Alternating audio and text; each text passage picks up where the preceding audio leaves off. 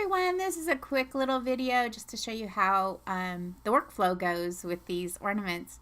So I put in my cream colored fabric and I let the machine do the writing for me. My handwriting is terrible, so I just love that I can let my machine go ahead and do all of the handwriting because it comes out so much nicer.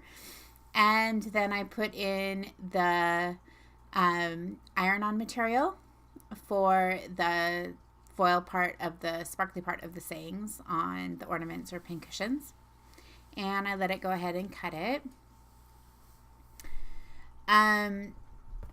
This is a super simple project, but it's just really fun. And anyway, here's a look at doing the easy press. So I do a little preheat on the fabric first, and then I put on my iron-on material right where I want it on the piece of fabric, and I put my easy press on it, and I've already chosen the heat, which is 95 or 295 at this point, and 30 seconds, and I press the on button and it automatically counts down how long it needs to be ironed for.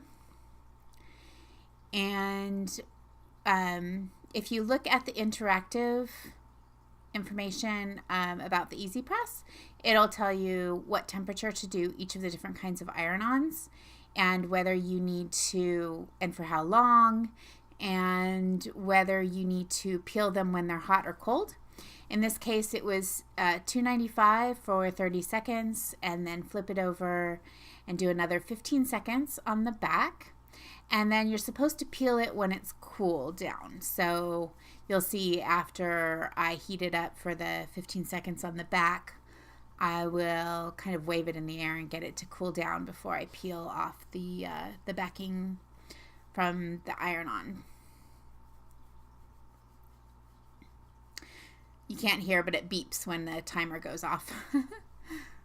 Since I'm doing a voiceover, you don't hear what's actually hear the sound from when I actually filmed this. So I'm just cooling it down,